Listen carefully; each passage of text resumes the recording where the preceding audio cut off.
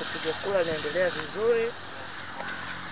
Watu wanajitokeza katika vituo vya kupiga kura na amani imetawala. Vituo vimefunguliwa muda ule ulioambiwa na wahudumu wote wametimia, masanduku na kila kitu kiko sawa.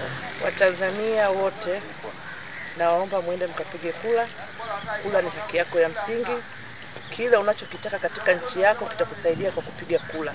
Kama kuna kiongozi unaotaka kutetea, mbunge, diwani, mpigie kura ili aweze kuwajibika katika majukumu unayotaka. Asanteni Watanzania wote kwa kutii bila shuruti, na amani yetu tuitunze, ndio tunu ya nchi yetu. Zoezi linaenda vizuri kabisa. Hakuna shida yoyote. Tunapata ushirikiano mzuri kutoka kwa makarani na wasaidizi wote.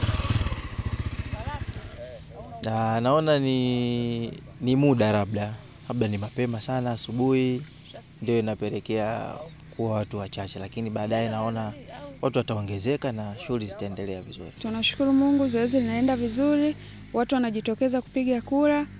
Toka tumeanza kufungua kituo, kuna Watanzania wamejitokeza kabla hata hatujafungua.